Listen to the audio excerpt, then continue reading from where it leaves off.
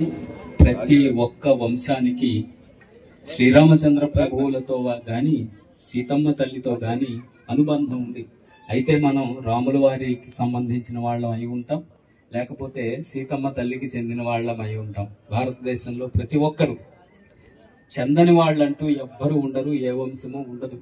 అటువంటి అతి అరుదైనటువంటి సాక్షాత్తు విష్ణువే భూమి మీదకి వచ్చి మనందరికీ తల్లిదండ్రులుగా కూర్చున్నటువంటి అరుదైన సందర్భం ఇది. ఒక్కటే ఏకైక సందర్భం శ్రీరామచంద్రుడు.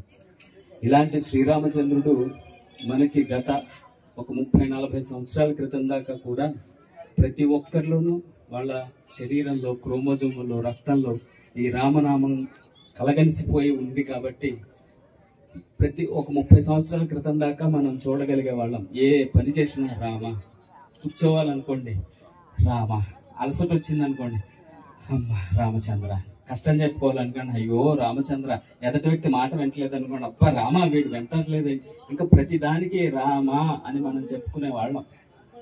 ఇలా మనం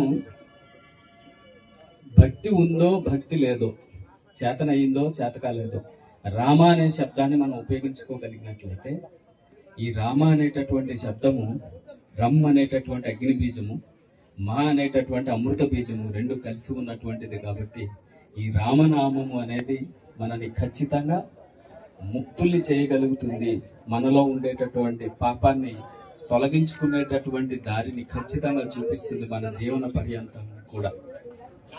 ఒక చిన్న ఉదాహరణ చెప్తానండి, చెప్పేసి మాకు ఇంకా వేరే కార్యక్రమాలు కూడా ఉన్నాయి, మీకు కూడా వేరే కార్యక్రమాలు ఉంటాయి కాబట్టి ముగించేస్తాను. ఒక ఆయన నాకు తెలిసి ఒక స్నేహితుడు, ఆయన చాలా వయసు పెద్ద, నాకంటే ఒక 30-40 సంవత్సరాల వయసు పెద్ద ఆయన. ఆయన ఏమీ చేత కాదు, మంత్రాలు రావు, తంత్రాలు రావు, ఏమీ చేత కావు. ఆయనకు తెలుసున్నది ఒక్కటే, పొలం వెళ్ళి పని చేసుకోవటం, తిరిగి రావటం. ఈయన చేసే పని ఏంటి అంటే పొద్దుటే లేవగానే రామా అని తలుచుకునేవారు. సాయంత్రం శుభ్రంగా స్నానం చేసి అంత అన్నం తిని ఆ దగ్గరలో ఉన్న రామాలయానికి వెళ్ళి కూర్చుని వాళ్ళు భజన చేస్తుంటే, ప్రతిరోజు భజన జరిగేవి. మన గోదావరి జిల్లాలో ఒక 30 సంవత్సరాల క్రితం దాకా మనం అలా చూడగలిగే వాళ్ళం. అక్కడ నిద్ర వచ్చే వరకు కూర్చుని, నిద్ర వచ్చిన తర్వాతన వచ్చి ఇంటికి వచ్చి పడుకునేవాడు ఆయన. అదే ఆయన దినచర్య. సరే, ఈయన గారు అంత్యకాలంలో ప్రవేశించారు.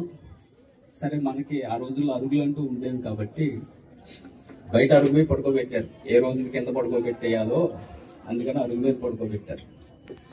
ఆయన ఒక కోరిక కోరుకున్నారు, ఒక్కసారి నాగానంద సరస్వతి స్వామీజీ వస్తే చిట్ట చివరికి ఒకసారి చూడాలని ఉంది ఆయనకి.